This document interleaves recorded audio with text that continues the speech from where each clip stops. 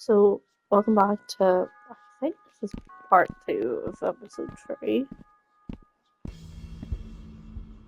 An old leather bound book with a symbol of a goat's head on the cover. Text is written in another language and the pages smell like rotten flesh. This book gives me an oddly strong sensation of deja vu. It's a bit strange that a place like this has light bulbs. They must have been installed later on. Though this green bulb in particular is fascinating. I've never seen a bulb quite like it. How do you turn it on? That's another mystery. There are no visible switches. I've looked all around this area. Huh.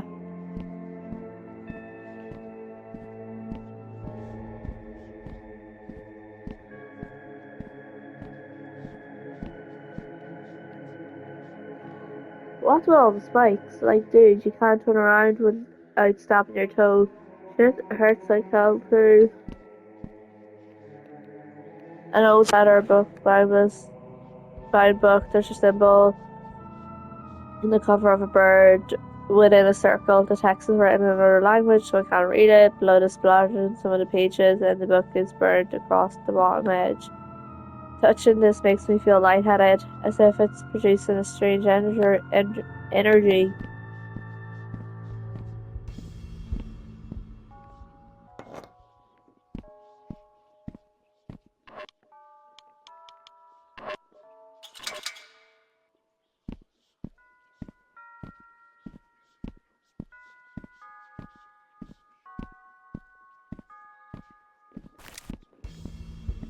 I actually kind of forgot about my little thing.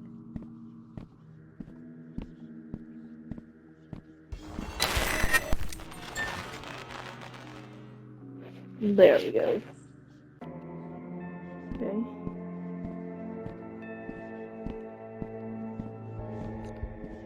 I'm gonna go talk to Todd.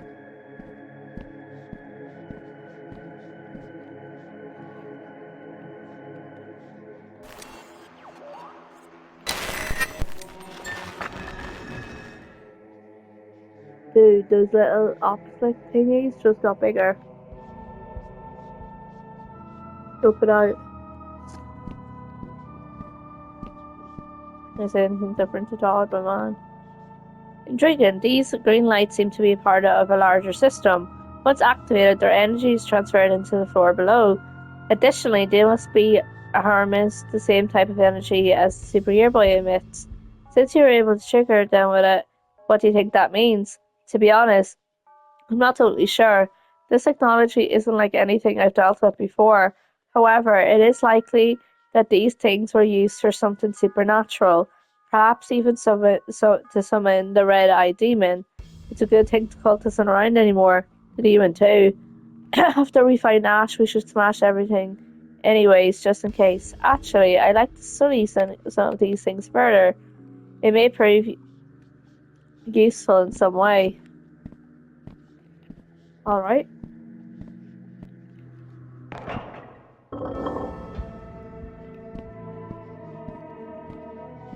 These fucking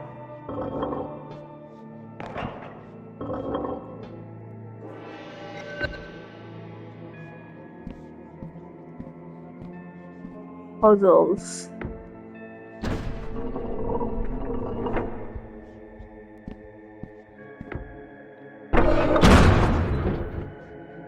Dude, what? What? Are you trying to give me a heart attack? That scared the shit out of me. Sorry, Larry. Sorry, I got the gate open for a second, but the switch won't stay down. Todd, can you come stand on this? Larry and I can go find Ash while you make sure we don't get locked in. Sure, I can do that.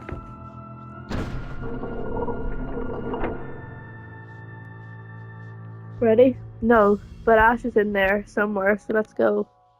Be safe, you two. I don't want to lose anyone else down here. Looks like there are two ways. Better split up. I was afraid you were going to say that. Why do these things always happen to me? Fucking. Is there anything? Keycard, a lighter, a rock.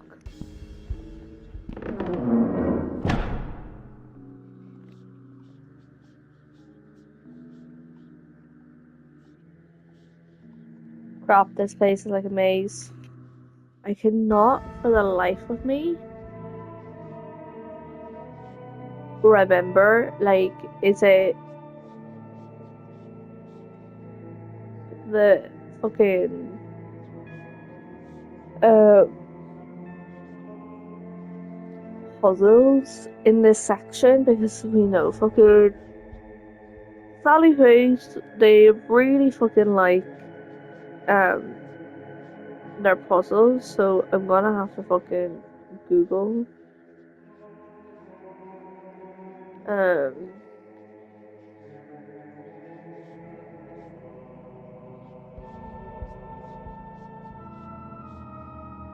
um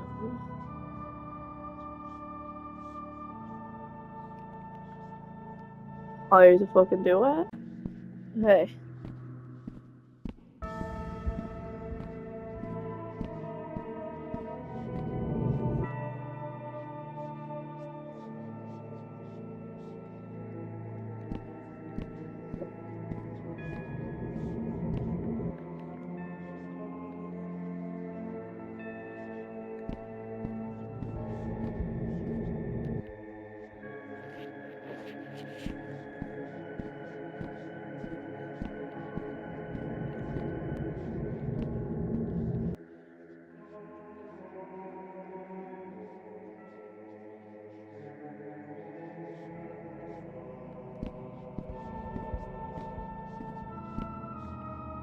Gotta figure out how to open this stupid gate.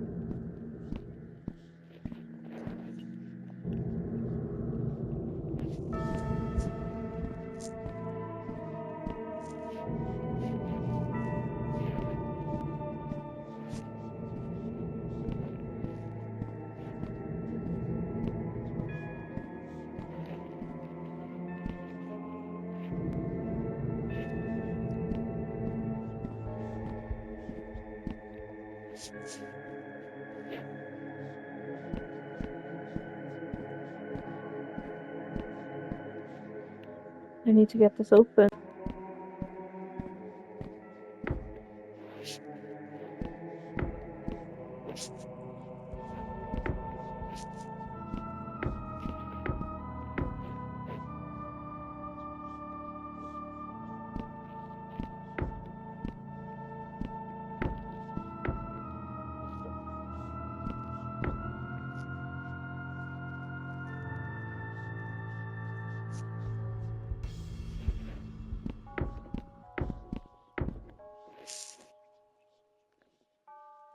Okay, well that did not work.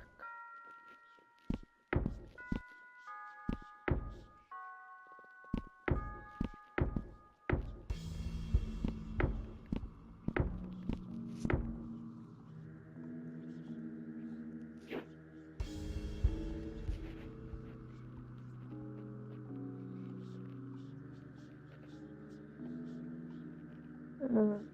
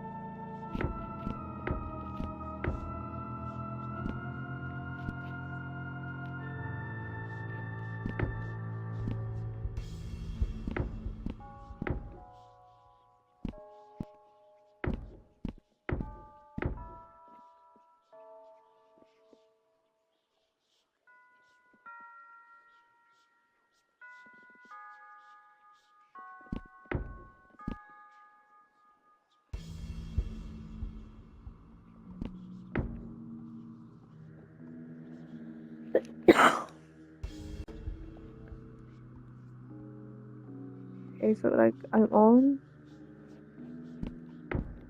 3.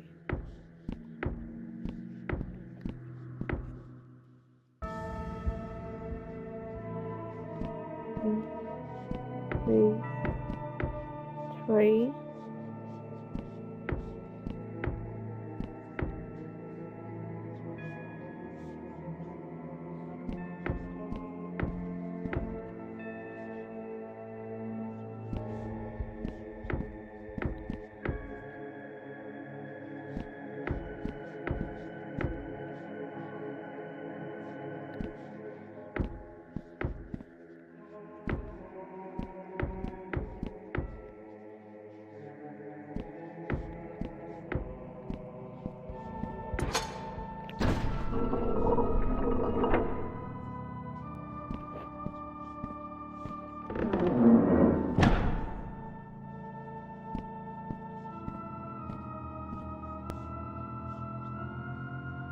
Well, thank God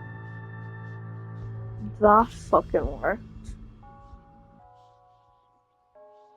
Because that was a lot. Hey, good timing. I think we have to pull these levers at the same time to open the gate. We must walk around in a big circle. The room behind that gate is the center of this place. It's the last room. Ash has to be back there.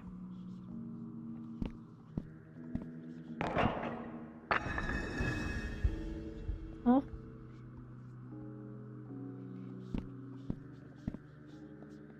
Hmm. I think this weird hex thing from his Parkerton stash is some kind of key.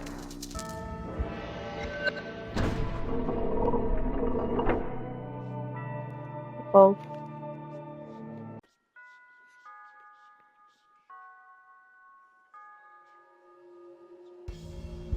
Holy shit balls.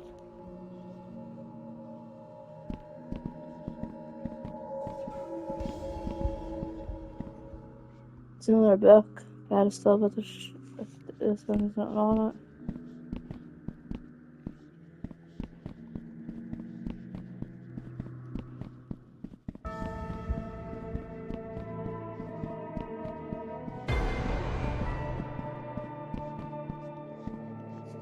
Ash? Ash, are you okay? Ash, is she? She's still breathing. Come on. Let me get her up. Huh? He's awake. What's going on? Where are we? Dude, you fell down the stupid trash chute.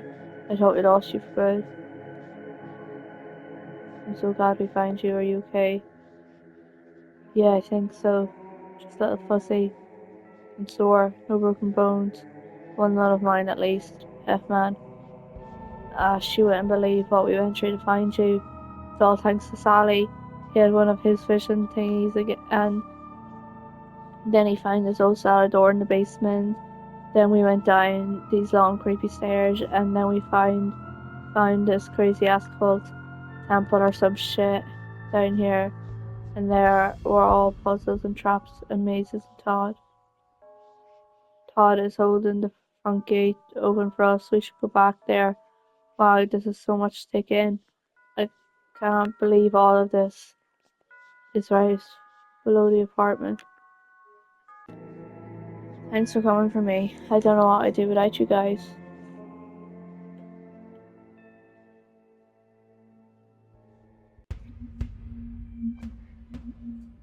So, what are you going to do about all this? Miss Parkerton has killed a lot of people, and the Bologna, we can't just ignore this. Definitely not. Judging by what you guys have told me about the inner rooms of the temple and about Miss Parkerton's apartment, it could be possible that she's gotten herself wrapped up in the occult as well. Even if the congregation has long since dissolved, she could have stumbled upon this door just as we have, and maybe she's the last remaining member, trying to carry out whatever their plans were on her own. You don't think she's trying to bring the red-eyed demon back, do you? Hopefully not, but we'll be prepared if she does. Man, we need to stop her, preferably before that happens. I know going to the local police isn't an option. Maybe we should call the state police or the FBI or something. At least this time our parents can't deny what's happening. They'll help us. They'll help us once we show them what's below this building and what Packerton has been doing. Ash is right. We should get our parents involved this time. Maybe we should just kill her. What? Miss Packerton. Maybe we should kill her. She's old, so it wouldn't be that hard. We can't just kill someone, Larry. Then we'd be no better than her. Normally, I would be against harming others, but in this case, Larry might be right. Todd, Larry, seriously, you guys. Think about all of the strange, unexplainable occurrences that happen in Addison apartment and in Knockfell in general. The more I think about it, the less likely it becomes that Packerton is acting alone. She must be getting outside help.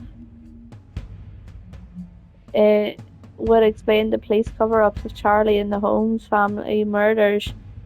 There's no telling how far this corruption reaches. God damn.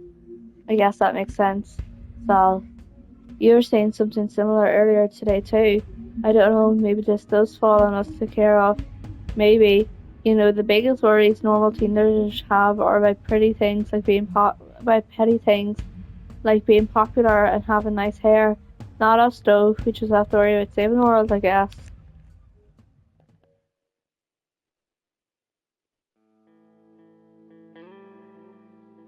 So what happened? We decided to sleep on it. It was nearly morning anyway, and everyone was beyond exhausted. And the teacher? What did you decide? Did you go to the police? Didn't have to. Turns out Parkerton got into a car accident on the way home. That same night, she and the other driver were killed on impact. Wow, that's quite convenient. You can look it up for yourself if you don't believe me. It was on the front page the next day. Beloved Knockfell High teacher killed by drunk driver. Of course, you won't find anything about the dead bodies in her apartment or how she was feeding the student human flesh. That was all covered up. I see. I don't care if you don't believe me. It's the truth, and you said you would air the full story. Don't worry, Sal. It'll be aired in full. I always keep my word, and I think the people will be very interested in what you have to say. Everyone is watching you now. You spoke with great fondness about your friend Ashley. I understand that you two were very close. You even considered her one of your best friends, along with Larry Johnson and Todd Morrison. Is that true? Yes. Have you seen this? The Sally Face killer for trial today for mass murder, including the entire family. Sources say that the prosecutor will call Ashley Campbell to testify against the Sally Face killer. Campbell is a long-time friend of Sally Face, and they were said to be very close in their high school years. Sally. What about Todd? You said you'd tell me about Todd. Alright, of course. We shot a segment on Morrison yesterday. He's still in the hospital after what happened that night. He's still out of it, unresponsive, still not talking. So, we couldn't have a conversation with him. We mostly spoke with his doctor. I'm sorry, Sal. Apparently Morrison hasn't shown any signs of improvement. In fact, his condition has been getting worse. They say that the damage he suffered that night is irreversible. He doesn't know fantasy from reality, and all he wants to do is die. When he's denied the release of death, he becomes extremely violent. I need to help him somehow. I need to help him. Even the doctors and trained professionals haven't been able to help Todd. How do you suppose that you'll be able to? Because I know the truth. I know what really happened. I know what's wrong with Todd.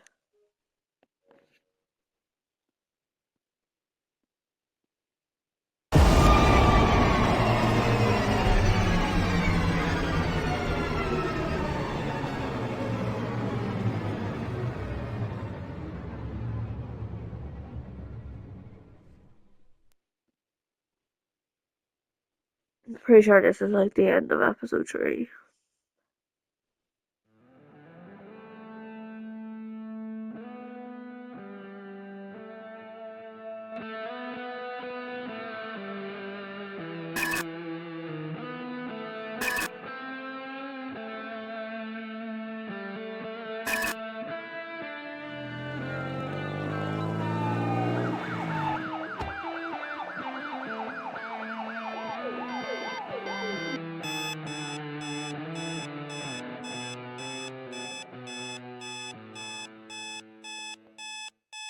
Okay, so I'm gonna leave this here because I'm pretty sure we're going to be starting chapter 4.